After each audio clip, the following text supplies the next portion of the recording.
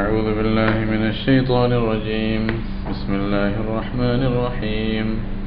وقضى ربك ألا تعبدوا إلا إياه وبالوالدين إحسانا إما يبلغن عندك الكبر أحدهما أو كلاهما فلا تقل لهما أف ولا تنهرهما وقل لهما قولا كريما.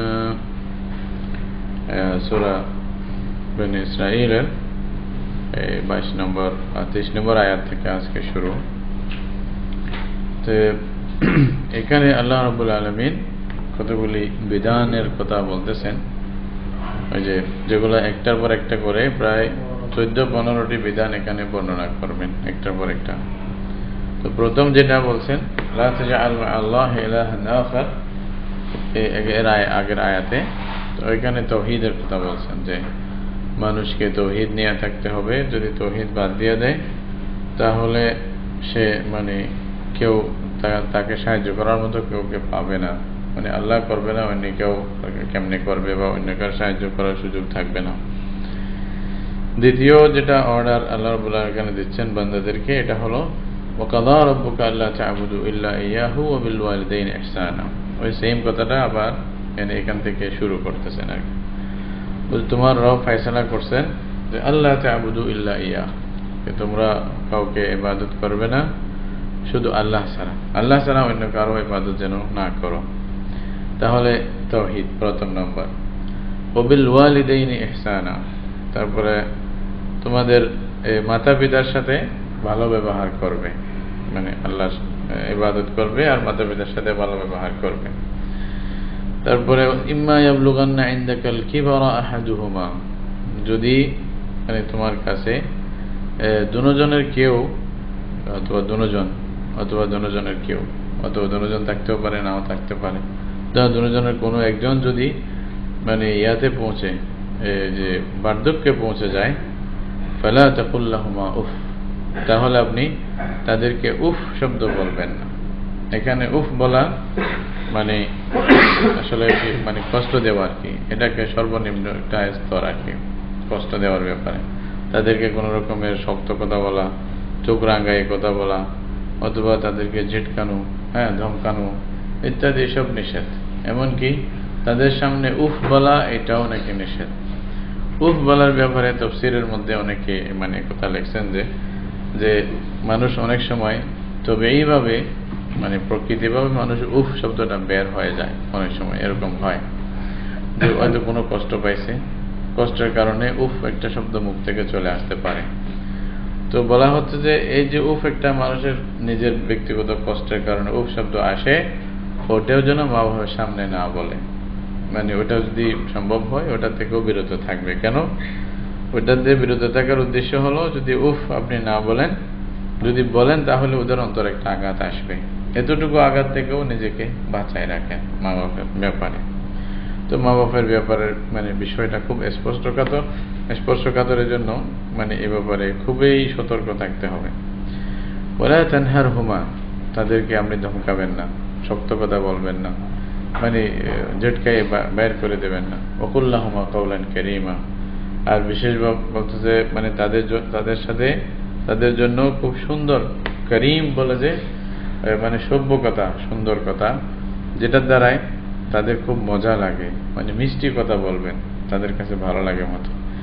এটা এই জন্যই বলা হচ্ছে, কারণ যখন বার্ধক্যে পৌঁছে যায় তখন হয়তো এমন কিছু আচরণ করতে পারে যেটা হয়তো জওয়ানদের কাছে সহনীয় হবে না, যারা যুবক তাদের কাছে।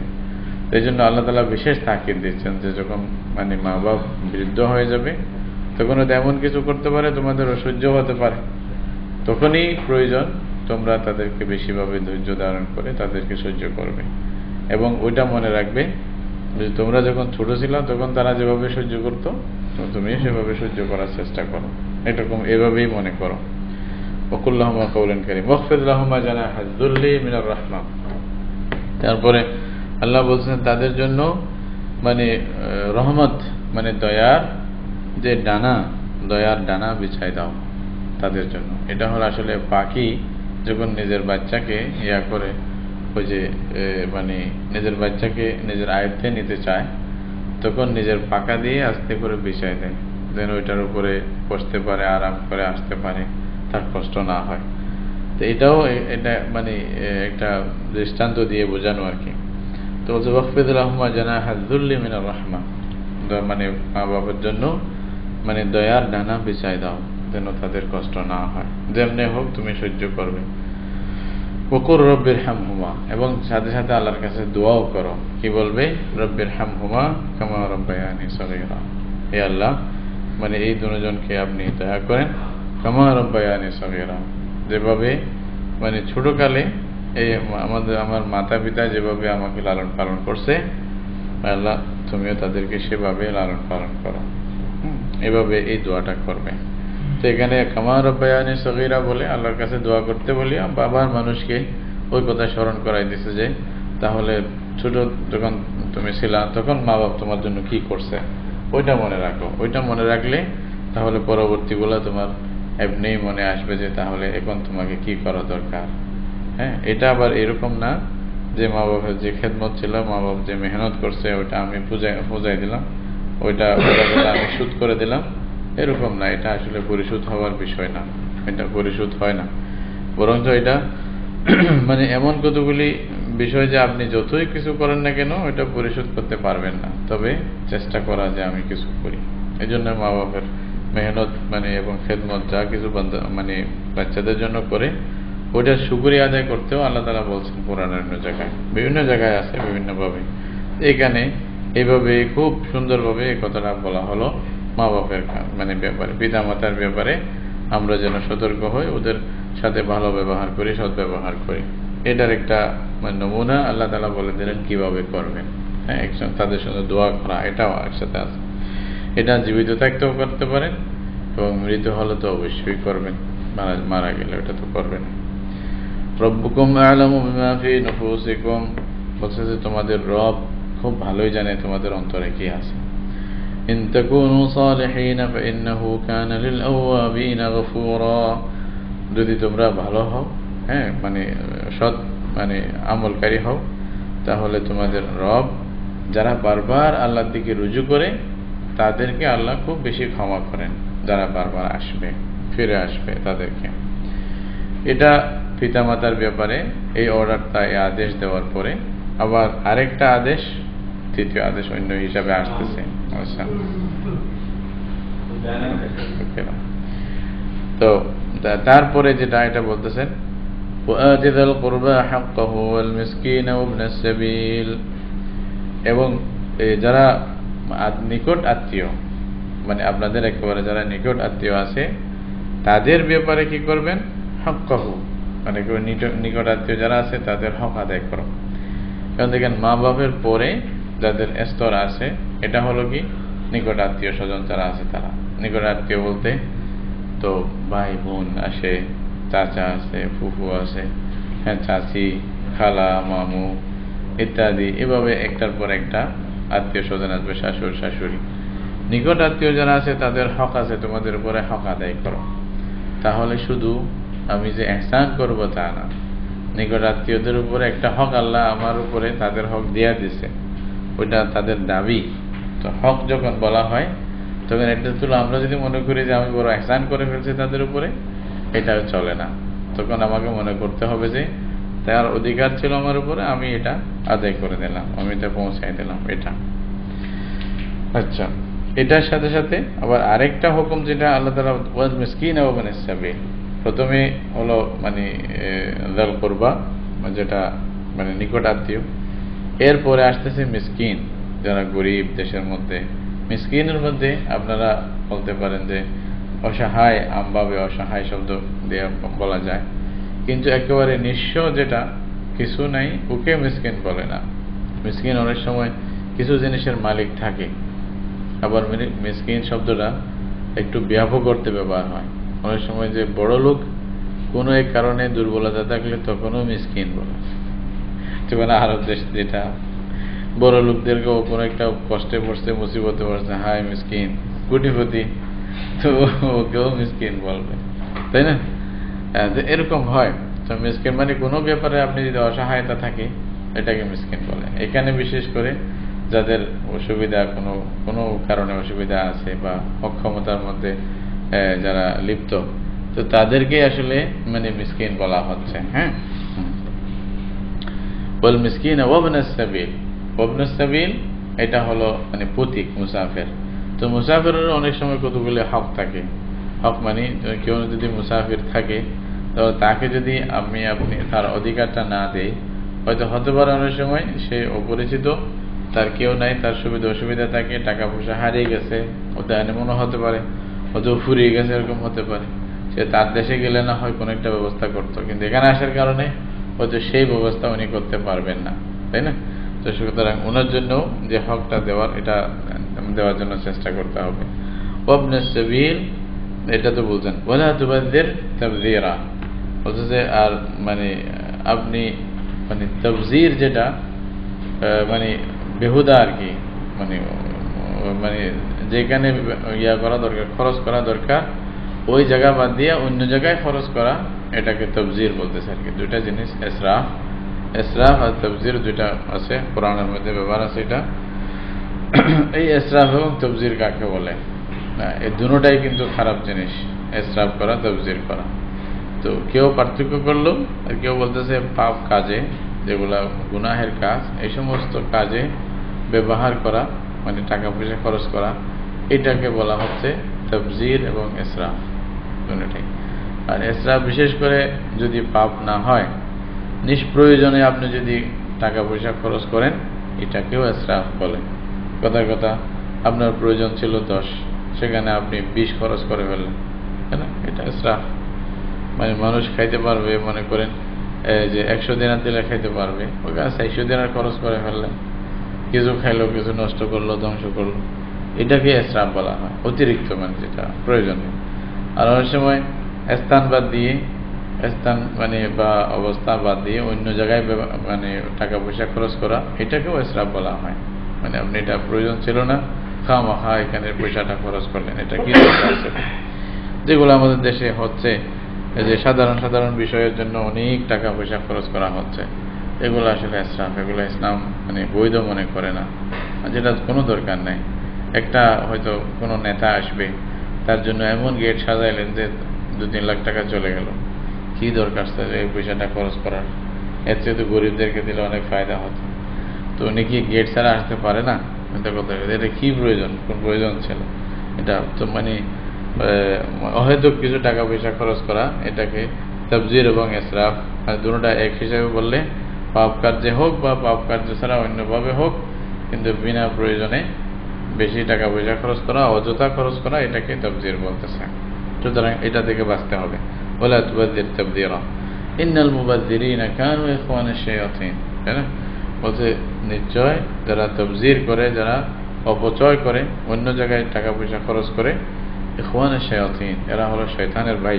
ওয়া কানা শাইতানু লিরাব্বিহি কাফুরা, শয়তান নিজের রবের নাফরমান ছিল, মানে আল্লাহর নাফরমান ছিল শয়তান। তো শয়তান তো নাফরমানি করবেই, তো নাফরমানের একজন আপনি বন্ধু হবেন, এটা কেমন হয়? এটা তো না হওয়া দরকার। وإما تعرضن عنهم ابتغاء رحمة من ربك ترجوها فقل لهم قولا ميسورا, আর যদি আপনাকে এমন ব্যক্তি, হ্যাঁ মানে যাদের থেকে মুখ ফেরাইতে হবে, কাউকে জবাব দিতে হবে, হয়তো মিসকিন গরিব আপনার কাছে আসছে, আপনার কাছে আসার পরে আপনি দিতে চান, আপনি চান যে মানে এই লোকটা মানে এই দয়াটা আমি করি, হয়তো আপনার কাছে পয়সা নাই, এরকমও হতে পারে, আপনার মন চাইতেছে দিতে, কিন্তু আপনার কাছে সামর্থ্য নেই, তাহলে কি করবেন? তাহলে তাকে কি বলবেন যে যা এখন নাই আমার কাছে, বলবেন না কি করবেন? এটাও সুন্দর একটা তালিম দেওয়া হচ্ছে। ওয়াইম্মা তু'রিদান্না আনহুম ইবতিগাআ রাহমাতিন মির রাব্বিক, মানে আল্লাহর পক্ষ থেকে রহমতের আশা করে, যেটা আপনি চান যে আপনি পেয়ে যান, তাকে দেওয়ার পরে আল্লাহ আপনাকে দয়া করুক, এটা চান, এরকম একটা দয়া থেকেও যদি আপনাকে ফিরতে হয়, মুখ ফিরাইতে হয় বা বাধ্য হয়ে আপনি দিতে না পারেন, তা কি বলবেন? ফাকুল লাহুম কাওলাম মাইসুরা, তাদেরকে সুন্দর মানে খুব আসান এবং সহজ একটা ভাষা দিয়ে তাদেরকে বুঝাই দেন। রাসূলুল্লাহ সাল্লাল্লাহু আলাইহি ওয়াসাল্লাম অনেক সময় দিতে না পারলে সুন্দর কথা দিয়ে তাদেরকে ফেরত দিতেন, না বলতেন না কোনোদিন। মা ক্বালা কত্তু, রাসূলুল্লাহ সাল্লাল্লাহু আলাইহি ওয়াসাল্লাম জীবনেও না এটা বলতেন না, তাকে বুঝাই দিতেন। অনেক সময় উদার করে তাকে দিতেন, কারো থেকে মানে দান করতেন আল্লাহর ওয়াস্তে আর কি, এরকম বলতেন। তো এসব কিছু মুসলমানদের প্রত্যেকটা এক একটা অর্ডার আর কি। তাওহীদের মানে একটা প্রথম নম্বর তাওহীদের অর্ডার, তারপরে পিতামাতার সাথে ভালো ব্যবহার করা, তারপরে আসতেছে যে আত্মীয় স্বজন, নিকট আত্মীয় স্বজন যারা আছে মিসকিন গরিব এদের হক আদায় করা, তারপরে এরপরে অর্ডার আসতেছে মানে যেন ইসরাফ অপচয় না করা, আর গরিব মিসকিন যদি কেউ আসে তাদের সাথে ভালো ব্যবহার করা, তাদেরকে উত্তর দিতে হইলেও ভালোভাবে যেন উত্তর দেওয়া। এরপরে আসে মানে অন্য অর্ডার আসতেছে, দেখেন ওয়ালা তাজআল ইয়াদাকা মাগলুলাতান ইলা উনুকিক, আর আপনার হাতকে একবারে বাঁধিয়ে রাখবেন না কাঁধের সাথে, মানে হাত ছোট করতে করতে মানে কোথায় এখানে হাতের জায়গায় নাই, পরে কাঁধে নিয়ে গেছে, মানে বেশি কঞ্জুস আর কি, পয়সা খরচ হয় না যেমনি হোক, তাই না, খরচ হতেই পারে না, এরকম যদি হয়। ওয়ালা তাজআল ইয়াদাকা মাগলুলাতান, মানে মাগলুলা মানে এটা মানে একেবারে আস্তে ধীরে মানে বখিল, এখানে বখল বোঝাচ্ছে আর কি, ওই কঞ্জুস হিসাবে কৃপণতা বোঝাচ্ছে। আর নিজের হাতকে একেভাবে একেবারে ছোট করে ফেলবেন না যাতে মানে গর্দান পর্যন্ত পৌঁছে যায়, অর্থাৎ একবারে বেশি বখিলিও করেন না, তাহলে কিছু কি কৃপণতা করা যাবে?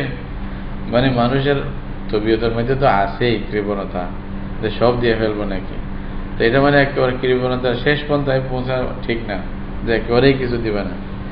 আবার যদি ছেড়ে দেয় এমনভাবে ছেড়েও দিবে না যেন সব কিছু দেওয়ালিয়া হয়ে যায়, এটাও ইসলাম মানে বলে না।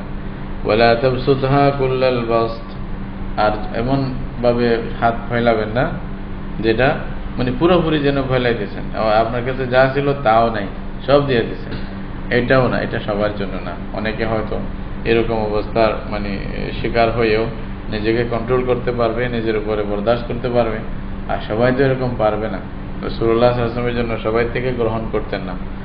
কাব ইবনে মালিক রাদিয়াল্লাহু তাআলা আনহু উনি চাইছিলেন যে অসহায় সম্পদ যা আছে সব কিছু তওবা কবুল হওয়ার শুকরিয়ার কারণে দিয়ে দিবে, এটা চাইছিলেন, কিন্তু আল্লাহ তাআলা মানা করছে, বলছেন রাসূলুল্লাহ সাল্লাল্লাহু আলাইহি ওয়াসাল্লাম বলছেন না, তুমি 3 ভাগের 1 ভাগ দাও, এটাই যথেষ্ট।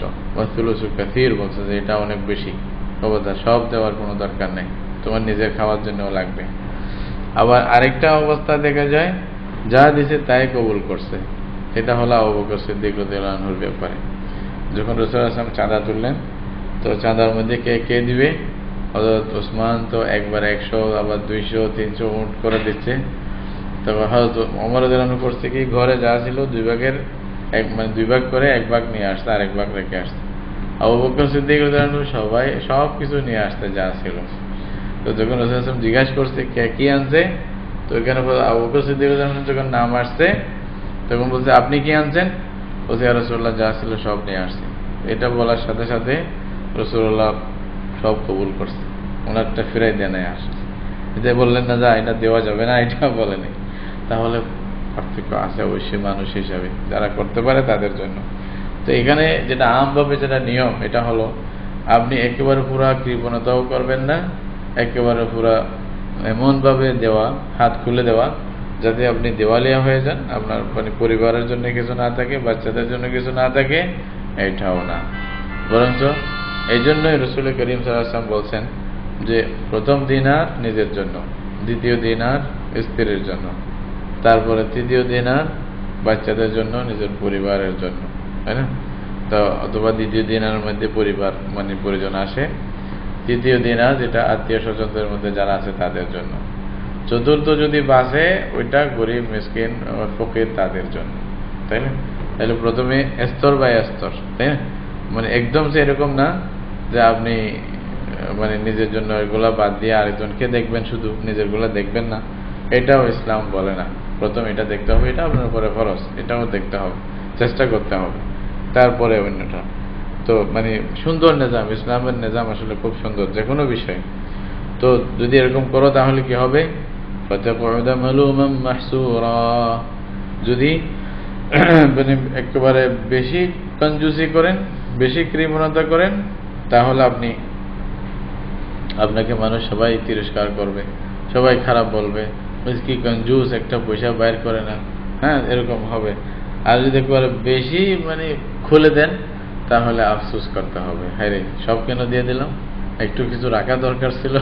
পরে মানে পস্তাতে হবে, নিজেকে অনুতপ্ত হতে থাকতে হবে, এরকম আর কি। এটার সাথে একটা, এর সাথে একটা। ইন্না রাব্বাকা ইয়াবসুতুর রিজকা লিমান ইয়াশাউ ওয়া ইয়াকদির। আসলে কি কৃপণতা করলে যে আপনার পয়সা থেকে যাবে তা নয়, তাই না? আর আল্লাহ দান করলে যে সব চলে যাবে তাও না। আসলে রিজিক কম হওয়া, বেশি হওয়া, ছোট হওয়া, এটা কার উপরে? আল্লাহর উপরে। ইন্না রাব্বাকা ইয়াবসুতুর রিজকা লিমান ইয়াশাউ ওয়া ইয়াকদির। নিশ্চয় আপনার রব রিজিককে আল্লাহ চাইলে বাড়াই দেন, আবার আল্লাহ চাইলে কমাই দেন। ইন্নাহু কানা বিইবাদিহি খাবীরান বাসীরা। অর্থাৎ এটা আল্লাহ নিজের বান্দাদের সাথে আল্লাহ খুব খবর রাখেন এবং আল্লাহর মানে সবকিছু দেখেন, দুটোটাই। ওয়ালা তাকতুলু আওলাদাকুম খাশিয়াতা ইমলাক। বলছে আপনারা মানে নিজেদের, আরেকটা হুকুম বলছে আপনারা নিজেদের মানে আওলাদকে মানে আওলাদ পর্যন্তকে আপনারা হত্যা করে দিবেন না। খাশিয়াতা ইমলাক মানে রিজিকের ভয়ে, মানে খাওয়ানোর ভয়ে, যে ওদেরকে খাওয়াইলে হয়তো আমার মানে পয়সা কম হয়ে যাবে, বাচ্চা বেশি হইলে আমার রিজিকের মধ্যে তঙ্গি চলে আসবে, খাওয়াবো কোথা থেকে, কীভাবে খাওয়াবো, পয়সা তো রুজি নেই, এইরকম চিন্তা করে মানে রিজিকের চিন্তা করে, রিজিকের ভয়ে তারা খাইতে পারবে কিনা এটার ভয়ে আপনি বাচ্চাদেরকে হত্যা করবেন না। এটা আগের জমানায় তো স্পষ্ট ছিল, ওরা মানে বাচ্চাদেরকে মানে মেয়েদেরকে বিশেষভাবে কবরে দফন করে ফেলতো, আর ওই বাচ্চা হওয়ার ডরে, রিজিকের ডরে বাচ্চা হওয়ার রাস্তায় বন্ধ করে দিত। এই জমানায় তো আধুনিকতার সাথে আরো মারাত্মকভাবে এই কাজটা হচ্ছে, তাই না? যারা যারা বেশি একটু শিক্ষিত তারা বলছে যে বস 2টার চেয়ে আর বেশি না, বলছে এগুলা লেখাপড়া কেমনে করাবো, এই কত দায়িত্ব, এইসব বলে নাউজুবিল্লাহ আল্লাহর নাফরমানি করতেই আছে মানে একের পর এক। কিন্তু এরা এটা বুঝতেছে না যে 2টা আছে, এই 2টা যে বাঁচবে এটার কোনো গ্যারান্টি আছে? যদি চলা যাইতো তাইলে ওই খতিব আজম সাহেব রহমতুল্লাহ আলাইকে নাকি কেউ বলছিল আর কি বাথ কন্ট্রোলের জন্য ফতোয়া দিতে, বলছে আপনি বাথ কন্ট্রোলের ফতোয়া দেন, এত বড় আলেম, আপনি জাস্ট একটু লিখে দেন যে বাথ কন্ট্রোল জায়েজ, এটা কোনো অসুবিধা নেই, তাহলে মানে আপনার জন্য আমি সব সুবিধা করে দেব, মানে দেশের একটা বড় অফিসার আর কি। তুমি বলছো যে এটা কোনো বিষয় না, আমি অবশ্যই দেব, এই ফতোয়া দিতে কি, এটা ফতোয়া দেওয়া যায়, বাথ কন্ট্রোলের জন্য ফতোয়া দিতে কি। তো বলছে কিন্তু একটা শর্ত আছে। বলছে কি শর্ত? বলছে আপনাকেও একটা দায়িত্ব নিতে হবে, তাইলে আমি আমারটা নেব। বলছে কেমন? বলছে আপনাকে ডেথ কন্ট্রোলের দায়িত্ব নিতে হবে। যারা হয়েছে এটা যে মরবে না এটা গ্যারান্টি আপনি দেবেন, তাহলে আমি না হওয়ার গ্যারান্টি দেব। তো উনি তওবা করছে, বলছে হুজুর আমি আজ জীবনে এই কথা বলবো না আপনাকে, আপনি আপনার কথা দিতেই থাকেন। এটাই হলো আসলে কথা। তো দুটাই মারা গেলে তাহলে কি করবে, তখন কি অবস্থা হবে? এই জন্য আফসোস, এটা মানুষ কেন জানে না। হাদিসের মধ্যে আছে রাসূলুল্লাহ সাল্লাল্লাহু আলাইহি ওয়াসাল্লাম স্পষ্ট বলছেন যে তোমাদের আজল করলে যে বাচ্চা হবে না এরকম কোনো কথা নয়। বলতে মা মিন নাসামাতিন কাইনাতিন ইল্লা ওয়া হিয়া কাইনাতুন ইলা ইয়াউমিল কিয়ামাহ। যদি রূহ যদি হওয়ার কথা থাকে এটা হয়ে থাকবে কিয়ামত পর্যন্ত। আর এক হাদিসে আছে যদি তোমরা পাথরের উপরেও এটা বীর্য ফেলাই দাও ওইখানেও এটা মানে বাচ্চা হয়ে যাবে, যদি আল্লাহ তাআলা ওইখানের মধ্যে শুক্র গিট ওটার মধ্যে লিখে রাখে যেটা বাচ্চা হওয়ার কথা ছিল, তাহলে ওটা পাথরের মধ্যে রাখলেও হয়ে যাবে। যেটা বর্তমানে একেবারে স্পষ্ট মানে বিজ্ঞান এবং সায়েন্স এটা আমাদের সামনেই করে দিছে যে পাথরে রাখলেও হয়ে যাচ্ছে, তাই না? মানে শুক্র গিটটা কোনো রকম মিলাই কোথাও রাখলে ওইখানেই বাচ্চা হয়ে যায়, মায়ের পেটেই থাকতে হবে কোনো জরুরি না। এখন এটা প্রমাণ করতেছে হাদিস যেটা বলছে। আর যদি না হওয়ার হয়, মায়ের পেটে যদি 1000টাও থাকে তাহলে হয় না, এরকম দেখা যায়। আর আপনারা জানেন যে মানে স্বামী স্ত্রীর মিলনের মধ্যে যতগুলি বীর্যস্খলন হয় প্রত্যেকবারের মধ্যে কোটি কোটি শুক্রকীট এরকম থাকে যে প্রত্যেকটা বাচ্চা হওয়ার উপযোগী থাকে। কিন্তু এতটুকু হলে তো মানুষ একবারেই মারা যেত, কিন্তু আল্লাহ তাআলা কখন কোনটার মধ্যে আছে, খুঁটির মধ্যে কোনটার মধ্যে আল্লাহ লিখে দিয়েছে ওইটাই হবে, আর না হয়তো হবে না। আর এটা আল্লাহ রাব্বুল আলামিনের এটা মশিয়ত, আল্লাহর তকদির। আল্লাহ যাকে চায় বাচ্চা দেয়, যাকে চায় ছেলে দেয়, যাকে চায় মেয়ে দেয়। মেয়ে চাচ্ছে হচ্ছে না, ছেলেই হচ্ছে, এরকমও হয়। আবার ছেলে চাইতেছে মানে হচ্ছে না, মানে মেয়ে হচ্ছে, এরকম হয়। তো কারো ছেলে হচ্ছে, মেয়ে হচ্ছে, এভাবে কারো দুটাই হচ্ছে। আবার কাউকে যদি আল্লাহ চায় একেবারেই দেয় না। ওয়াজআলু মান ইয়াশাউ আকিমান ইয়াহাবু লিমান ইয়াশাউ ইনাসান ওয়া ইয়াহাবু লিমান ইয়াশাউ আয-যুকুর আও ইউযাওবিজুহুম যুকরানান ওয়া ইনাসা ওয়া ইয়াজআলু মান ইয়াশাউ আকিমান ইন্নাহু আলিমুন কাদির। তা আল্লাহর ফয়সালার উপরে রাজি থাকা এটা সবচেয়ে বড় জিনিস মানুষের উপরে। খায়ের বাকি চেষ্টা, এটার কোনো মানা নেই। তবে ঈমান মজবুত থাকতে হবে, যে তকদিরে থাকলে হবে, না হয়তো হবে না, এটা আল্লাহর উপরে, আল্লাহ চাইলে দিতে পারে। দোয়া করতে হবে। হযরত ইব্রাহিম আলাইহিস সালাম অনেক দিন আসার পরে একেবারে শেষ বৃদ্ধ বয়সে গিয়া তারপরে বলতেছে এখন বাচ্চা হবে। ওনার স্ত্রীর তো বিশ্বাসই হচ্ছে না। বলছে যে আনা আজুজুন ওয়া হাযা বালি শাইখা, আমি বৃদ্ধা হয়ে গেছি, আবার আমার জামাইটাও একেবারে বুড়ো হয়ে গেছে, এখন বাচ্চা হবে। আলিদওয়ান আজুজুন, মানে আশ্চর্য হয়ে গেছে, এটা কেমন হয়। তো বলছে যে আতা'জাবিনা মিন আমরিল্লাহ, আল্লাহর ব্যাপারে তোমার আশ্চর্য হচ্ছে, আল্লাহ চাইলে তো করে দিবে। তার রাতে রাতে আল্লাহ সেই যোগ্যতা আবার ফিরাই দিয়েছে, আবার বাচ্চা হয়েছে। এটা দেখাইছে আল্লাহ রাব্বুল আলামিন চাইলে পারে, এটা আল্লাহর হাতে।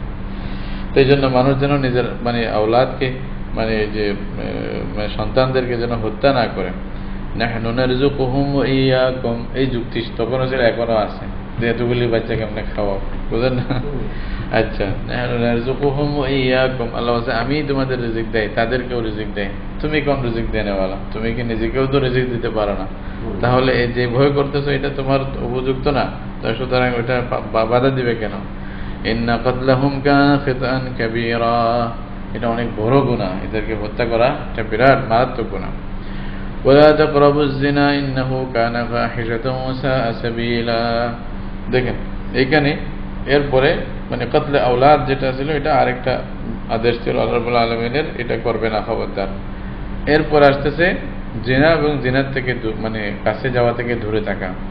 এখানে যদিও বা আয়াতের মধ্যে মানে তোমরা জেনা করো না এটা বলে নাই, শব্দ কি ওয়ালা তাকরাবুজ জিনা, এটা বোঝা দরকার, বুঝছেন? মানে এটা হয়তো কেউ বলতে পারে তো জেনা করতে মানা করে নাই, মানে বুঝ যদি না হয়, নাউজুবিল্লাহ উল্টা হয়, তো এটাই বলবে। এটা যে ওইটার চেয়েও বড় মারাত্মক মানে নেহি মানে নিষেধ, এটা বোঝার জন্য লা তাকরাবুজ জিনা, মানে এমন কোন জিনিসের কাছেও যাবে না যেটা জেনার দিকে নিয়ে যায়। জেনার কাছে দ্বারা না যাওয়া মানে ওয়াসাইলুজ জিনা, যা আছে তা থেকেও নিজে হেফাজত থাকবেন। তাহলে এখানে পর্দা টর্দা ইত্যাদি সব কথা চলে আসতেছে। তাহলে মানে যেতগুলি জিনিস আপনাকে জানার দিকে নিয়ে যাবে সবের থেকে দূরে থাকবে। এটা ব্যাপক বিষয়, আসলে অনেক শব্দ। ওয়ালা তাকরাবুজ জিনা কেন? ইন্নাহু কানা ফাহিশাতান ওয়া সাআ সাবিলা, এটা খুব খারাপ জিনিস এবং খুব মানে খারাপ একটা রাস্তা, এটা ভালো কাজ না, ভালো রাস্তা না। তারপরে আবার আল্লাহ রাব্বুল আলামিন আরেকটা অর্ডার দিচ্ছেন যে মানে মানুষ হত্যা করা যে মহাপাপ, এটা বলতেছেন ওয়ালা তাকতুলুন নাফসাল্লাতী হারামাল্লাহু ইল্লা বিল হক, বলছে মানুষকে হত্যা করবে না, যে মানে নফসকে আল্লাহ রাব্বুল আলামিন হারাম করে দিয়েছেন, এটাকে হক ছাড়া, ন্যায় ছাড়া, মানে হক মানে সত্য ছাড়া অন্য অবস্থাতে এটা যেন হত্যা না করো, মানে কোনো একটা জান হত্যা করবে না। দেখুন জান হত্যা করবে না, এটা হক কি? হক এটা মানে তিনটা জিনিস আছে হকের ব্যাপারে। কি কি আছে? কিসাসের মধ্যে আপনি কাউকে হত্যা করতে পারেন, মানে আন-নাফসু বিন-নাফস হিসাবে, কিসাস হিসাবে, অথবা যদি মুহসিন কেউ যদি বিবাহিত কোনো ব্যক্তি যদি জেনা করে, তার জানা প্রমাণ হয়, তাদের হত্যা করা যায় রজম হিসাবে, অথবা ইরতিদাদ বলে তিনটা, মানে যদি মুরতাদ হয়ে যায়, দিন থেকে সরে যায়, ওটার উপরে মানে স্থির থাকে, ফিরে আসে না, তাকে হত্যা করার কথা। তিনটা বিষয় আছে যেখানে ইসলামী শাসন ব্যবস্থা হিসেবে তাদেরকে হত্যা করা যাবে। এছাড়া অন্য কোনো কারণে আপনি হত্যা করতে পারেন না। আর তাও এই তিনটা বিষয়ে আপনি করবেন না, এটা করবে কারা? সরকার। এটা আপনাকে দায়িত্ব দেওয়া হয় নাই। তো এটা হলো আপনি জানকে হত্যা করবেন না। ওমান কুতিলা মাজলুমান ফাকাদ জাআলনা লিওয়ালিহি সুলতানান ফালা ইউসরিফ ফিল কতল, বলতেছে যাকে হত্যা করা হয়েছে মজলুম অবস্থায়, অন্যায়ভাবে যাকে হত্যা করা হয়েছে, আল্লাহ বলছে তার ওলির জন্য, তার অভিভাবক যারা আছে তাদের জন্য আমরা মানে আল্লাহ বলছে আমি মানে দায়িত্ব দিয়েছি, তাদেরকে অধিকার দিয়েছি কি সুলতানান, তাদেরকে মানে এরকম একটা মানে সুযোগ দিয়েছি কি ফালা ইউসরিফ ফিল কতল, তো তারা হত্যা করতে পারবে। কিন্তু তারা যদি হত্যা করে, হত্যার বদলা হত্যা করে, ফালা ইউসরিফ ফিল কতল, হত্যার মধ্যেও যেন ইসরাফ না করে। মানে জান চলে গেলে ফিনিশ, হাত কাটতে হবে, আর এটা কাটতে হবে, কান কাটতে হবে, যা আজকে করতে করা হচ্ছে আজকের জীবনে। হ্যাঁ, শুধু জান চলে গেছে এটার উপরে ক্ষান্ত না, তাকে আরো কত রকমের কষ্ট দিচ্ছে, সুতা দিচ্ছে, পেশাব করে দিচ্ছে, মানে মুখের মধ্যে যেগুলা দেখতেছেন আর কি। এগুলা হলো ফালা ইউসরিফ ফিল কতল। কোরআনের কি ভাষা, কত সুন্দর। তাকে সাজা দেওয়া দরকার ছিল, দিয়েছো, ফিনিশ। এরপরে তার সাথে আর কিছু করার তোমার অধিকার নাই। এটা মানে মানে তোমাকে মানে অধিকার দেওয়া হয়নি। কেউ মানে কাফেররাই এই সমস্ত কাজ করে। আসলে ইসলাম তো এটা মানে এটার বিপক্ষেই শিক্ষা দেয়, সুন্দর শিক্ষা দেয়।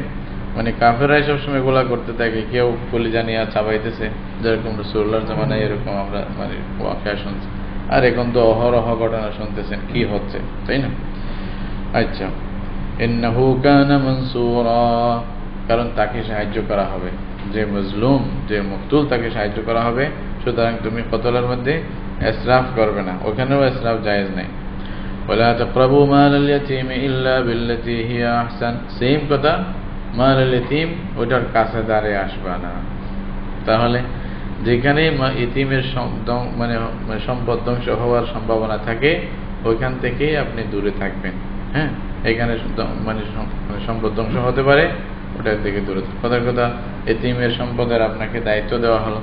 আপনি মনে করলেন যে দেখি না ব্যবসা করে কিছু পয়সা বাড়াই টাড়াই, বা হয়তো এখানে এমনও খতরা থাকতে পারে যার দ্বারা হয়তো তার পয়সা মানে মূলধন সহ নষ্ট হয়ে যাবে, তাহলে এইটার অধিকার আপনাকে দেওয়া হবে না।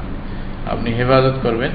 এবার যদি এমন হয় যে রক্ষণাবেক্ষণের জন্য কিছু করতে গিয়ে কোনো অসুবিধা হয় আপনার অনিচ্ছায়, হয়তো এটা আল্লাহ তাআলা আপনাকে ক্ষমা করতে পারে। কিন্তু নিজের ইচ্ছা করে প্ল্যান বানিয়ে অন্য কিছু করতে গিয়ে যদি নষ্ট হয়, এটাকে আপনাকে মাসুল দিতে হবে, আল্লাহর কাছে জবাবদিহি করতে হবে। ওয়ালা তাকরাবু মালাল ইয়াতীমি ইল্লা বিল্লাতী হিয়া আহসান, এতিমের মানে সম্পদের কাছে দাঁড়িয়ে যাবেন না। হ্যাঁ, ওই নিয়মে, ওই পদ্ধতিতে যাইতে পারো যেটা সুন্দর। যেটা সুন্দর মানে তার উপকারের জন্য, তার ফায়দার জন্য। আপনি যদি ছেড়ে দেন, হয়তো এতিম মানে মাহরুম হয়ে যাবে। এজন্য আপনি ধরে তার হক তাকে দেওয়ার জন্য উদ্দেশ্য থাকলে, তাহলে আপনি করতে পারবেন। এছাড়াও এখানে পুরো তফসিল বলা হয়নি, অন্য অন্য আয়াতে তফসিল বলা আছে যে কখন আপনি এতিমের হক তার হাতে দিবেন এবং কিভাবে, কতটুকু আপনি খাইতে পারেন। ওমান কানা গানিয়ান ফালইস্তাফিফ ওমান কানা ফাকিরান ফালইয়াকুল বিল মারুফ। অভিভাবক, এতিমের অভিভাবক যদি ধঙ্গর হয়, আল্লাহ বলতেছেন তাহলে তুমি নিজেকে নিজে পবিত্র রাখো, ওখানে কাছে দাঁড়িয়ে যাইও না। আর যদি ফকির হয়, ওগুলা চালাতে গিয়ে তাকেও নিজের খরচ করতে হচ্ছে, তাহলে ইয়াকুল বিল মারুফ, মানে সুন্দর পন্থায়, ইহসান অবস্থার মধ্যেই তুমি খাবে। তাই মানে ওটা খাওয়ার জন্য একটা কোনো পন্থা যেন করে না ফেলে। আচ্ছা, হাত্তা ইয়াবলুগা আশুদ্দা, কতক্ষণ পর্যন্ত? সে এবারে জ্ঞানের অবস্থায় পৌঁছা পর্যন্ত। মানে এতিমের যখন জ্ঞান ফিরে আসবে, সে যখন জ্ঞানী হয়ে যাবে, তখন নিজের আকল দ্বারা বোঝার মানে সুযোগ হয়ে যাবে তার, অর্থাৎ বালেগ হয়ে যাবে, এবং সে নিজেই নিজের সম্পদ নিয়ে পরিচর্যা করতে পারে, যে এরকম যোগ্যতা তার মধ্যে আসবে, তখন তার মানে তখন পর্যন্ত তার সম্পদকে আপনি সুন্দরভাবে পরিচালনা করবেন। যখন সে যোগ্যতা সম্পন্ন হবে, তার সম্পদ তাকে দেওয়া, তাদের সম্পদ তাদেরকে দিয়ে দেবেন। ওয়াউফু বিল আহদ, আরেকটা অর্ডার হলো ওয়াদা পূরণ করা। এটা ইসলামের মধ্যে বড় একটা গুরুত্বপূর্ণ জিনিস।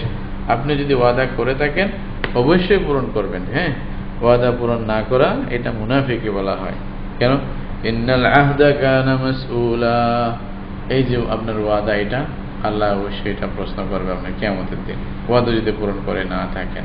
সুতরাং ওয়াদা করতেও হুঁশিয়ার, আবার করার পরে খুব সতর্ক থাকতে হবে আমাদেরকে। এরপরে আরো বেশ কিছু হুকুম যেটা আল্লাহ রাব্বুল আলামিন দিয়েছেন আসতেছে। ওয়াউফুল কাইলা ইযা কিলতুম ওয়াজিনু বিল কিসতাসিল মুস্তাকিম, বলছে তোমরা এই যে মাফা অথবা ওজন করা যেটা করে আর কি, কাইল যেগুলো আড়ি সেরি দিয়া মাফা, আর ওই যে ওয়াজিনু যেটা ওজন, যেটা ওই যে পাল্লা দিয়া মানে কেজি টেজি ইত্যাদি মাফা যেটা আর কি।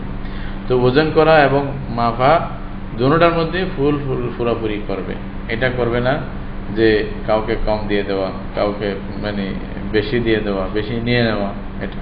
তো তখন তারা কি করতো, যখন নেওয়ার সময় হতো বেশি বেশি নিয়ে নিত, দেওয়ার সময় যখন হতো তখন কম করে দিত। তো অনেক সময় নাউজুবিল্লাহ এত ধোঁকাবাজি, ওই যেটাতে মাপতেছে মানে ওইটার নিচে কিছু একটা লাগাই রাখে আগে থেকে, যে কম দিবে, 1 কেজি দিবে না, আপনার বুঝেন না, মানে হয়তো 3 ভাগে মানে 4 ভাগে 3 ভাগ দিবে, তো 4 ভাগের মানে 1 ভাগ আগে থেকে নিচে লাগাই রাখছে। আপনি হাজার চেষ্টা করলেও ওইখানে ওই যে মানে 1 কেজির চেয়ে কম, কেন কেমনে হলো, সামনেই মাপছে, পরে দেখা যায় নিচে একটা লাগাই আছে, আগে থেকে লাগানো আছে, তো এটাতে এমনিই কম হবে। এই দুষ্টামি করা হতো। ওয়াইলুল মুতাফফিফিনের মধ্যে আল্লাহ তাআলা শুরুতে এটা বলছে। এটা শুআয়ব আলাইহিস সালামের কওমের মধ্যে এই মারজ, এই মানে ইয়া ছিল, ব্যাধি ছিল। আল্লাহ তাআলা পরে ওনাকে এই জন্যই বিশেষভাবে আদেশ দিয়েছেন যে এই অর্ডার তাদেরকে দাও, শিরিকের পরে আর কি। শিরিক থেকে ইসলাম যখন হয়েছে তখন তাদের মধ্যে যেটা সবচেয়ে বড় মরজ এবং ব্যাধি ছিল এটাই, মানে তোরের মধ্যে ওজন করা এবং মাফের মধ্যে তারা কম বেশ করত। এটাকে আল্লাহ তাআলা নিষেধ করছে, বলছে এটা বলবো না, খবরদার। ওয়াউফুল কাইলা ইযা কিলতুম, যখন তোমরা মাপবে, আরিশের দিয়ে কোনো পরিমাপ দিবে, এখানে পুরোপুরি দিবে। ওয়াজিনু বিল কিসতাসিল মুস্তাকিম, যখন ওজন করবে কোনো পাল্লা দিয়া ইত্যাদি, তো সোজা সোজা মানে পাল্লার মধ্যে সোজা করে এটাকে ওজন করবে। যালিকা খায়রুম ওয়া আহসানু তাওয়িলা, এটা তোমাদের জন্য খুব ভালো এবং তোমাদের পরিণামের জন্য খুব ভালো। ওয়ালা তাকফু মা লাইসা লাকা বিহি ইলম, বলতে যে তোমরা যা তোমাদের জ্ঞান নাই এই ব্যাপারে খামখা মাথা ঘামাবে না, এই ব্যাপারে মানে নিজের আন্দাজ করে কিছু বলো না। এই মরজটা আমাদের মধ্যে তো সবচেয়ে বেশি, তাই না? এটা আসলে দেখেন কোরআন কিভাবে একটা একটা করে মানে ইঙ্গিত করে, ইশারা করে মানে বলে দিচ্ছে আমাদের মধ্যে কি আছে। বলছে যে যার ব্যাপারে আপনার জানা নাই, সঠিক জ্ঞান নেই, পুরোপুরি ইয়াকিন নেই, ওইটা নিয়ে বাড়াবাড়ি করা, ওইটা নিয়ে একটা ধারণা সৃষ্টি করা, মানুষের মধ্যে এটা প্রচার করা, এটা নিষেধ, খবরদার এটা করবে না। কেন? ইন্নাস সামআ ওয়াল বাসারা ওয়াল ফুআদ কুল্লু উলাইকা কানা আনহু মাসউলা, নিশ্চয় চোখ, না সামা মানে কান আর কি, ওয়াল বাসার চোখ, ওয়াল ফুআদ অন্তর, এটা আসলে জ্ঞান অর্জনের সবচেয়ে বড় মাধ্যম এগুলাই। আপনি কি চোখে দেখছেন, কেন বললেন? আপনি কি নিজের কানে শুনছেন তার থেকে, নাকি আরেকজনের শোনা কথা বলতেছেন, কেন বললেন এটা? তো এরকম, তাহলে এটা নিজের কানে শোনা, নিজের চোখে দেখা এবং অন্তরে ডাইরেক্ট অন্তরের মধ্যে আসা আর কি, ওয়াল ফুআদ, এটার মাধ্যমে অন্তরে আসবে। তো এই যে বড় বড় মাধ্যম আছে 3টা, হ্যাঁ, জানার জন্য বা কোনো একটা জিনিসের ব্যাপার অবগত হওয়ার জন্য, এই 3টাকে কিয়ামতের দিন জিজ্ঞাসা করবে, তুমি কি শুনে বলছিলা এই কথাটা, নাকি মানে তুমি দেখে বলছিলা, তুমি সত্যিকার অর্থে জেনে বলছিলা এটা? তখন কি উত্তর দিবেন? আমি শুনছি আরেকজন থেকে, আরেকজন যা বলছে তাই বলছে। তো রাসূলুল্লাহ সাল্লাল্লাহু আলাইহি ওয়াসাল্লাম বলছে যে মানুষ মানে ইয়া হওয়ার জন্য, মৃত্যু হওয়ার জন্য এটাই যথেষ্ট যে সে আরেকজনের শোনা কথা এমনি তাহকিক ছাড়া বলে দিবে। এইটা মারাত্মক, এটা আমাদের থেকে খুব মারাত্মক একটি ব্যাধি, এটা থেকে আমাদের হেফাজত থাকা দরকার। তো সুতরাং যে ব্যাপারে আমার জানা নাই, জ্ঞান নাই, এ ব্যাপারে আমি নাক গলাবো না, কথা বলবো না, যতক্ষণ একি না হয়ে যায়, মুখকে চুপ রাখবো। তারপরে একটা, ওয়ালা তামশি ফিল আরদি মারাহা, আর জমিনে যখন হাঁটবে তখন অহংকার করে একেবারে এরকম করে চলবে না যেন তুমি সারা দুনিয়াতে আর কেউ নেই, এরকম অবস্থায় চলেও না। খুব তাওয়াজু, আল্লাহর বান্দা যেমন মানে মালিকের মানে এই যে হুদুদের মধ্যে, সীমার মধ্যে যেমন নাকি গোলাম চলে, সেভাবেই চলবে। রাসূলুল্লাহ সাল্লাল্লাহু আলাইহি ওয়াসাল্লাম এভাবেই চলতেন, মানে এরকম নিচু হয়ে একরকম চলতেন, মানে মুতাওয়াদে কত রকমের। অথচ আল্লাহ বাদশাহ বানাই দিয়েছেন ওনাকে, কিন্তু তারপরেও চলাফেরা সব কিছুর মধ্যে এত তাওয়াদু। আল্লাহ ওয়ালা তামশি ফিল আরদি মারাহা, খবরদার জমিনের মধ্যে এমন ভাবে চলবে না যেন তুমি একেবারে অহংকারী, তোমার ছাড়া আর কেউ নাই, হ্যাঁ, এরকম ভাবে যেন চলিও না। আর এটা মনে করে না তুমি অনেক কিছু হয়ে গেছো, এইভাবেই যেন তুমি চলাফেরা না করো, তোমার চলাফেরার মধ্যে এরকম অবস্থা যেন সৃষ্টি না হয়। এটা আপনি জানেন যে কারুন কে আল্লাহ তাআলা কিছু ধন সম্পদ দিয়েছিল, এটা মানে তার মধ্যে যখন অহংকার চলে আসলো, আল্লাহ তাআলা তার ধন সম্পদ সহ সবকিছু একেবারে জমিনের মধ্যে ধসাই দিয়েছে। এটা আল্লাহর মোটেও পছন্দ না, এটা আল্লাহর নিয়ামত দিয়েছে, তাই বলে আপনি অহংকার করবেন না। এখানে আবার অর্থ এই নয়, এক সাহাবী বলছে যে ইয়া রাসূলুল্লাহ, মানুষ একটা সুন্দর লেবাস পরতে চায়, সুন্দর জুতা মানে পোশাক টোশাক এগুলো পরতে চায়, এটা কি অহংকার? বলছে না না, এটা অহংকার না। রাসূলুল্লাহ সাল্লাল্লাহু আলাইহি ওয়াসাল্লাম বলছে অহংকার এটাকে বলা হয় না। অহংকার বলা হলো বাতরুল হক্কি ওয়া গামতুন নাস, এটা সত্যকে অস্বীকার করা এবং মানুষকে তুচ্ছ মনে করা, মানুষকে কোনো পাত্তাই না দেওয়া, নিজেকে অহংকার, নিজের ভিতরে অহংকার সৃষ্টি হওয়া, এটাই হলো অহংকার। এটা যদি তোমার মধ্যে না থাকে তাহলে মানে ভালো লেবাস পরার মধ্যে কোনো মানে দোষের কিছু নাই। বরঞ্চ মানে হাদিসে বলা হয়েছে যদি আল্লাহ নিয়ামত দিয়ে থাকে তাহলে ওই নিয়ামতের কিছু আসর বান্দার মধ্যে আল্লাহ দেখতেও চান, কিন্তু এটা যেন অহংকার না হয়। দুটোটার মধ্যে সামঞ্জস্য করতে হবে, মিলাইতে হবে। এটা মুরব্বীদের থেকে পরামর্শ নিয়ে করতে হবে, কোনটা অহংকার হচ্ছে কোনটা অহংকার হচ্ছে না, তাই না? নবী রাহমাতুল্লাহ আলাইহি বড় সুন্দর বলছে যে কেউ আস্তিন এখানে না দিয়ে এইখানে দিছে, এত দূরে দিছে। অথবা হাদিসের মধ্যে আছে যে মা আসফালা মিনাল কাবাইন মিনাল ইজারি ফাফিন নার, মানে যে ঠাকনুর নিচে যদি যায় তাহলে জাহান্নামে যাবে। তো বলছে যে কোনো কোনো হাদিসে আছে যে মানুষকে দেখানোর উদ্দেশ্যে মঞ্জররা মানে তওবাহু খয়ালা, হ্যাঁ, মানুষকে দেখে মানুষের সামনে অহংকার করে। বলছে আমার তো অহংকার নেই। তা নবী বড় সুন্দর একটা জবাব দিছে, বলছে যে তুমি যে ঠাকনুর উপরে পর্যন্ত কাটিয়া রাখতে পারতেছ না, এটাই তো অহংকার। যদি তুমি বলো যে তোমার অহংকার নাই তাহলে তুমি রাখতে পারোনি কেন? আসসালামু রাহমাতুল্লাহ, সামনে এদিকে চলে আসেন, এদিকে চলে আসেন, এটা নিয়ে চলে আসেন। তো নবী রাহমাতুল্লাহ এটাই বলছেন, যদি তোমার অহংকার না থাকতো তাহলে তুমি অবশ্যই এটার উপরে তোমার মানে কি হয়ে যেত, মানে ক্ষান্ত হতে পারতাম। তুমি যে পারতেছ না এটাই তো প্রমাণ যে তোমার মধ্যে অহংকার আছে। এর চেয়ে বড় অহংকার আর কি? কথা আমি কেন শরীয়তের কথা মানতে পারলাম না, এটাই। তো এগুলোর মাধ্যমে হয়তো বুঝে আসে যে আমি যেটা বুঝতেছি না এটা আসলে কি, বিষয়টা কি, এটাও তো মানে বোঝা দরকার ছিল। তো সুতরাং অহংকার আল্লাহর কাছে একবারে পছন্দনীয় না। চলাফেরার মধ্যে মানুষ একেবারে এরকম ভাবে চলবে, এটা আল্লাহ পছন্দ করেন না। বলছে যে ইন্নাকা লান তাখরিকাল আরদা ওয়া লান তাবলুগাল জিবালা তুলা, আল্লাহ বলছে তুমি না জমিন ফাটতে পারবা, মানে তুমি যে শক্ত করে এমন ভাবে চলতেছো যেন তুমি দুনিয়াতে আর কেউ নেই, তো তুমি কি জমিন ফাটতে পারবে না? এটাও পারবে না। ওয়া লান তাবলুগাল জিবালা তুলা, এবং তুমি পাহাড়ের একেবারে উঁচাইয়ের মধ্যে পৌঁছে যাবে, এইটাও তো তোমার দ্বারাই হবে না, এটা তুমি পৌঁছতে পারবে না, তাই না? পৌঁছে মানে সম্ভব হবে না।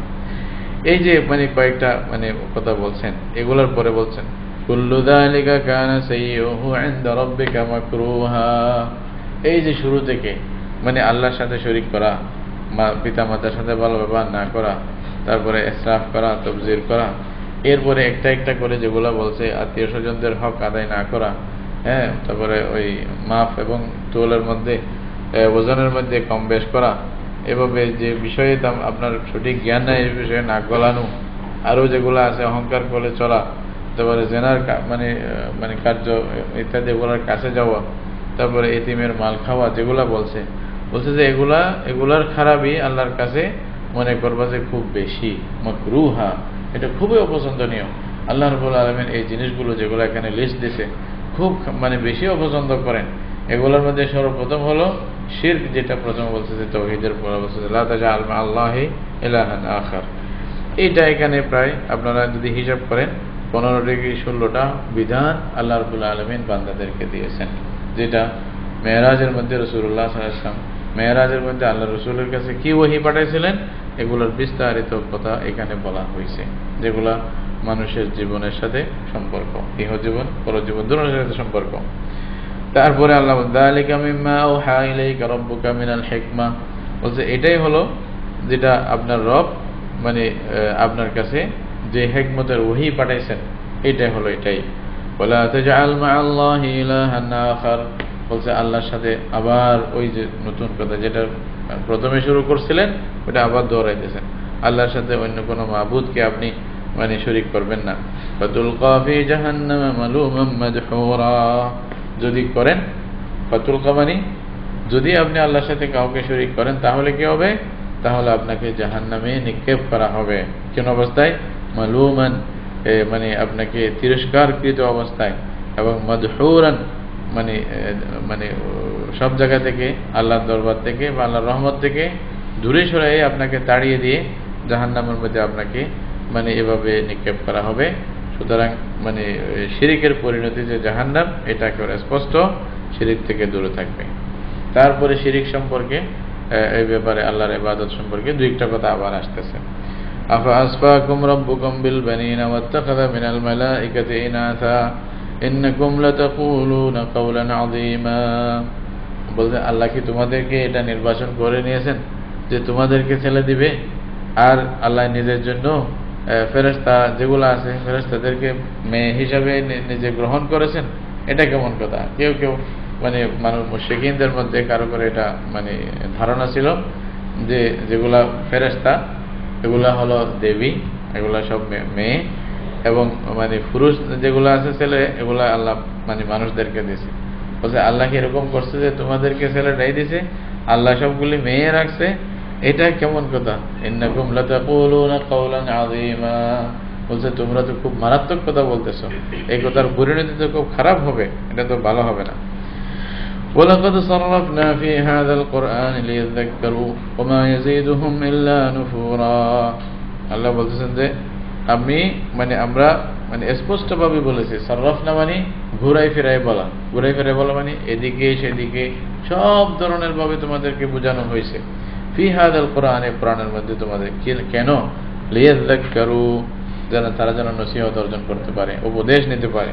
ওয়া মা ইয়াজিদুহুম ইল্লা নুফুরা, কিন্তু এইসব নসিহতের কথা বলার পরেও তাদেরকে যেটা বাড়াইছে এটা হলো তারা আরো দূরে চলে গেছে দিন থেকে, তারা কাছে আসে নাই। কুল লাউ কানা মাহু আলিহাতুন, তো বলতেছে আপনি বলে দেন যদি আল্লাহর সাথে অন্য কোনো মাবুদ থাকতো, কারো মানে অংশীদারিত্ব যদি থাকতো, কেউ যদি অন্য কেউ মাবুদ হতো, কামা ইয়াকুলুন, যেমন তারা বলতেছে, অর্থাৎ কাফেররা মুশরিকরা যেরকম বলতেছে যে আল্লাহর সাথে উনিও শরীক, ইনিও শরীক, উনিও শরীক, এরকম যদি হতো, ইযাল লাবতাগাউ ইলা যিল আরশি সাবিলা, তাহলে কোনো না কোনো দিন এই শরীকগুলো অংশীদার যেগুলা তোমরা মনে করতেছো আল্লাহর অংশীদার, তারা তো একবার না একবার আরশ দখল করতে চাইতো না, তাইলে পারলো না কেন, চাচ্ছে না কেন? তাহলে অংশীদার নাই, এটা এভাবে এই ভঙ্গিতে বলছেন আর কি। সুবহানাহু, আল্লাহ অনেক পবিত্র। ওয়া তাআলা আম্মা ইয়াকুলুনা উলুওয়ান কাবীরা, তারা যা আল্লাহর ব্যাপারে বলে এগুলা দেখে আল্লাহ অনেক উঁচা, অনেক মানে পবিত্র, আল্লাহর সাথে এগুলোর কোনো সম্পর্ক নেই, অনেক মানে উচ্চ মর্যাদায় আল্লাহ রাব্বুল আলামিন। তুসাব্বিহু লাহুস সামাওয়াতুস সাব'উ ওয়াল আরদু ওয়া মান ফীহিন, কয়েকটা মানে নিয়ামত আল্লাহ জিকির করতেছেন এই প্রসঙ্গে। বলতেছেন যে আল্লাহ তো এমন যে যার জন্য আসমান জমিন সবকিছু তাসবিহ পড়ে। সামাওয়াতুস সাব'উ, তাই না? 7 আসমান তাসবিহ পড়ে, মানে আরদ বলতে যে এখানে 7 আরদ একটা মানে উদ্দেশ্য আর কি, এবং জমিনও তাসবিহ পড়ে। ওয়া মান ফীহিন্না, এই যে আসমানে জমিনে যা আছে সবাই তাসবিহ পড়ে আল্লাহর, মানে তাসবিহ পড়ে মানে আল্লাহর গুণগান গাইতে থাকে, আল্লাহর প্রশংসা বাণী পড়ে। তাহলে এই আল্লাহর সাথে মানে আরেকজন কেমনে অংশীদার হবে? আল্লাহর সমান আরেকজন কেমনে হবে? এরকম তো আর কেউ নেই। ওয়া ইম মিন শাইইন ইল্লা ইউসাব্বিহু বিহামদি, আবার এখানে আসিয়া আরো ব্যাপকভাবে বলতেছেন এমন কোন জিনিস নেই যা আল্লাহর তাসবিহ পড়তেছেন না, প্রত্যেকটা জিনিসই আল্লাহর তাসবিহ পড়ে। ওয়ালাকিন লা তাফকাহুনা তাসবিহাহুম, কিন্তু তোমরা মানে আল্লাহ মানে তাদের তাসবিহ তোমরা বুঝতেছো না। ওয়ালাকিন লা তাফকাহুনা তাসবিহ, কথা কথা পাখি পড়তেছে, সমুদ্র পড়তেছে, এরকম ভাবে প্রত্যেকটি জানোয়ার আল্লাহর তাসবিহ পড়ে, হয়তো তোমরা মানে বুঝতেছো না, বুঝার মতো ক্ষমতা নেই। আবার আল্লাহ যখন বুঝাইতে চান তখন আল্লাহ বুঝাইতেও পারেন। হ্যাঁ, সুলাইমান আলাইহিস সালামকে বুঝাইছিলেন, উনি মানে এক পাখির কথা প্রত্যেকজনের শব্দ শব্দ শব্দ বুঝতে পারতো, কি বলতেছে, কে কোথায় তাসবিহ পড়তেছে এটা বুঝতে পারতেন। ইন্নাহু কানা হালিমান গফুরা, আল্লাহ রাব্বুল আলামিন হলেন খুবই ধৈর্যশীল এবং ক্ষমাশীল। وإذا قرأت القرآن جعلنا بينك وبين الذين لا يؤمنون بالآخرة حجابا مستورا, এটা হলো মানুষের দুর্ভাগ্য যখন হয়, মানে ভাগ্য যখন খারাপ হয় তখন এই পরিণতি হয়ে যায়। কি হয়? যখন কোরআন পড়া হবে, আল্লাহ বলতেছেন যখন আপনি কোরআন পড়েন, জাআলনা বাইনাকা ওয়া বাইনাল লাযিনা লা ইউমিনুনা বিল আখিরাহ, আপনার মধ্যে এবং ওই সমস্ত লোকদের মধ্যে যারা আখিরাতের উপর ঈমান আনবে না তাদের মধ্যে আল্লাহ বলছে আমি কি করে দেই, হিজাবাম মাসতুরা, একটা পর্দা মানে অদৃশ্য, মস্তুর মানে এটা দেখা যাচ্ছে না, হয়তো পর্দা আছে আমি দেখতেছি না, একটা পর্দা আল্লাহ করে দেয় যেন আপনার কথাটা ওখানে পৌঁছতেছে না, কাজ করতেছে না। কান থাকতেও শুনে না, চোখ থাকতেও দেখে না, অন্তর থাকতেও বুঝে না, এই অবস্থা হয়। وجعلنا على قلوبهم أكنة أن يفقهوه وفي آذانهم وقرا, বলছেন আমি তাদের অন্তরে একটা পর্দা, আকিন্নাতুন কিনানুনের জমা মানে আমি পর্দা ঢালে দিয়েছি এটা বোঝা থেকে, সুতরাং তারা তাদের অন্তরে বুঝে না। তো তাহলে অন্তরের পর্দা খোলার জন্য, অন্তরকে প্রশস্ত করার জন্য, অন্তরকে উন্মুক্ত করার জন্য আল্লাহর কাছে দোয়া করা দরকার। এবং তাদের কানের মধ্যে মানে আমি এই যে মানে ইয়া হয়ে যাওয়া আর কি, বধিরত্ব আমি ঢেলে দিচ্ছি। বধিরত্ব মানে বুঝছেন না, মানে কান বোবা হয়ে যায় আর কি, মানে না হ্যাঁ মানে কানে শুনে না আর কি। আমরা কি বলি বরা বরা বরা হয়ে যাওয়া, আচ্ছা বধির হওয়া, হ্যাঁ বধিরত্ব আর কি। আচ্ছা وفي آذانهم وقرا وإذا ذكرت ربك في القرآن وحده, আর যখন আপনি কোরআনের মধ্যে শুধু আল্লাহর কথা যখন বলেন, অন্য কোনো মাহবুদের কথা নাই, তাদের জীবনে তো অনেক মাহবুদ, তাই না? এর জন্য এক মাহবুদ, ওর জন্য আরেক মাহবুদ, এইটার জন্য আরেক মাহবুদ, বৃষ্টির জন্য একটা, পানির জন্য একটা, চাঁদের জন্য একটা, বুঝলেন না, অভাব নাই মাহবুদের। আর যখন আপনি এক মাহবুদের কথা বলেন, ওয়াল্লাউ আলা আদবারিহিম নুফুরা, তারা ফিট পিছনে আবার ভাঙা শুরু করে, এদিক সেদিক সরে যায়। তা আল্লাহ বলছেন নাহনু আ'লামু বিমা ইয়াসতামিউনা বিহি ইয ইয়াসতামিউনা ইলাইক, বলছে তারা আপনার কাছে যখন শুনে আপনার কথা, তখন কি শুনতেছে তা আল্লাহ বলছে আমি বেশি ভালো জানি। ওয়া ইযহুম নাজওয়া, আর যখন তারা নিজেদের মধ্যেই মানে কানাফুসি কথা বলে, মানে গোপনে কথা বলে, আল্লাহ বলছে তাও আমি বেশি ভালো জানি। হ্যাঁ মানে তারা কি বলতেছে, অন্তরে কি বলতেছে, তাও তাদের বিশেষ মানে পরিবেশে কি বলতেছে তাও আমি জানি। إذ يقول الظالمون إن تتبعون إلا رجلا مسحورا, বলছে তারা এই কথাও বলছে কি, ও জালেমরা, আল্লাহ এখানে শব্দ জালেম বলতেছে, মানে এরা মানে কথা যাবে অত্যাচার, মানে রাসূলের প্রতি এই কথাটাও অত্যাচার, যে তারা বলতেছে কি ইন তাত্তাবিউনা, বলছে তোমরা যে অনুসরণ করতেছো এটা তো একজন জাদু মানে জাদুকৃত একজন লোক, এর উপরে জাদু হয়েছে, এরকম একজন লোকের কথা তোমরা মানতেছো, না হয়তো আর কিছু নেই, নাউজুবিল্লাহ। এটাকে আল্লাহ বলছে এটা অন্যায় কথা। তাহলে হক হলো রাসূলুল্লাহ সাল্লাল্লাহু আলাইহি ওয়াসাল্লামের উপরে কোনো এরকম জাদু ছিল না, উনি জাদুর থেকে প্রভাবান্বিত হয়ে যে কাজ করতেছে তা নয়, এটা আল্লাহর আদেশ ছিল, এটার সাথে জাদুর কোনো সম্পর্ক নেই। উনজুর কাইফা দরাবু লাকাল আমসাল, বলতেছে দেখেন, আপনি দেখেন তাহলে আপনার জন্য এরা কি দৃষ্টান্ত বের করলো। ফাদাল্লু ফালা ইস্তাতিউনা সাবিলা, বলছে তারা এমন গুমরাহ হয়েছে তারা আর রাস্তা পাইতেছে না। وقالوا أئذا كنا عظاما ورفاتا أئنا لمبعوثون خلقا جديدا, আর তারা কি বলল যে যখন আমরা মানে হাড্ডি হয়ে যাব, একেবারে রুফাত বলে যে একেবারে চুরমার হয়ে যাওয়া, শরীরের প্রত্যেকটা জিনিস মানে একেবারে বালি কণা মানে পরিণত হয়ে যাওয়া, যখন আমাদের হাড্ডি মাংস বলে আমরা শেষ হয়ে যাব, ইন্না লামাবউসুনা খালকান জাদীদা, আমরা কি আবার নতুন ভাবে প্রেরিত হব, নতুন ভাবে পুনরুজ্জীবন আমাদের হবে, এরকম তাদের কথা আছে। তো কুল কুনু হিজারাতান আও হাদীদা, আল্লাহ বলছে তোমরা মন চাইলে তোমরা পাথর হয়ে যাও, তোমরা লোহা হয়ে যাও, আও খালকাম মিম্মা ইয়াকবুরু ফি সুদুরিকুম, অথবা এমন সৃষ্টি হয়ে যাও যেটা তোমাদের অন্তরে বড় মনে হয়, পাথর এবং লোহার চেয়েও বড় কিছু যদি মনে হয়, তাও যদি তোমরা হইতে চাইলে হও, তোমরা মানে ইয়া না হয়ে। ফাসায়াকুলুনা মান ইউঈদুনা, ওরা কি বলবে তাহলে আমাদেরকে আবার ফিরে আনবে কে, কথা কে ফিরে আনবে, মাই ইউঈদুনা। তো আল্লাহ খুব সুন্দর উত্তর দিয়েছেন, কুলিল্লাযী ফাতারাকুম আউওয়ালা মাররা, বলছে যে তোমাদেরকে বলো ওই সত্তা, ওই জাত তোমাদেরকে আবার ফিরে আনবে যিনি তোমাদেরকে প্রথমবার সৃষ্টি করেছিল। তাহলে তোমরা এই প্রশ্ন যদি করো যে আমাদের কে ফিরে আনবে, তো যিনি প্রথম সৃষ্টি করতে পারছে আবার ফিরে আনতে ওনার এত মানে অসুবিধা কি, ওনার কোনো অসুবিধা নাই, বা এটা কোনো আশ্চর্য কিছু না, ওনার জন্য অসম্ভব কিছু না। ফাসায়ুনগিদুনা ইলাইকা রুসাহুম, এবং এটা যদি তুমি বলে দাও রাসূলুল্লাহ সাল্লাল্লাহু আলাইহি ওয়াসাল্লামকে আল্লাহ তাআলা বলতেছেন, তাহলে তারা মাথা নত করে থাকবে, এখন তো আর কিছু বলার নাই, এখন চোখ বুঝে থাকবে। ওয়ায়াকুলুনা মাতাহু, হয়তো এবার আরেকটা প্রশ্ন করবে, বলবে যে তাহলে এটা কখন হবে, কখন আমাদেরকে ওঠাবে? তো আল্লাহ বলছে আচ্ছা তাহলে দাঁড়াও, একটু অপেক্ষা করো। কুল আসা আন ইয়াকুনা করিবা, বলতেছে বলে দাও যে এটা অতি সত্বর, অতি নিকটে হবে, তোমাদের হয়তো বুঝে আসতেছে না। যখন মানে সামনে আসবে তখন তোমরা বুঝতে পারবে। কখন এটা? ইয়াউমা ইয়াদউকুম ফাতাস্তাজিবুনা বিহামদি, যেদিন তোমাদেরকে আল্লাহ ডাকবেন, সবাইকে আসো, ফাতাস্তাজিবুনা বিহামদিহি, আল্লাহর প্রশংসার ভিত্তিতে তোমরা সবাই মানে উত্তর দিতে হবে, তোমাদেরকে সবাইকে বলতে হবে লাব্বাইক, আসতে হবে ইচ্ছায় অনিচ্ছায়। ওয়াতাযুন্নুনা ইন লাবিসতুম ইল্লা কালিলা, আর তোমরা মনে করবে, ধারণা করবে যে তোমরা পৃথিবীতে যে অবস্থান করেছিলে খুব অল্প সময়ের জন্য, যেটা অন্য সূরাতে বলছেন আশিয়াতান আও দুহাহা, হয়তো এক সকাল অথবা এক সন্ধ্যা আমরা পৃথিবীতে ছিলাম, এর চেয়ে বেশি তো না। হ্যাঁ, 100 বছরের পরে যখন উযাইর আলাইহিস সালামকে জিজ্ঞাসা করছে কতদিন কাম লাবিস্তা, ক্বালা লাবিস্তু ইয়াওমান আও বা'দা ইয়াওম, অথচ 100 বছর উনি মৃত অবস্থায় ছিল। তারপর আল্লাহ বলতেছে কতদিন তুমি ছিলা? বলছে আল্লাহ একদিন অথবা আধা দিন। সুবহানাল্লাহ। এরকম মানুষকে যখন এত বয়সের পরে কিয়ামতের দিন বলবে, তখন বলবে যে ইল্লা আশিয়াতান আও দুহাহা, হয়তো আমরা এক সন্ধ্যা হয়তো এক সকাল ছিলাম এই অবস্থা।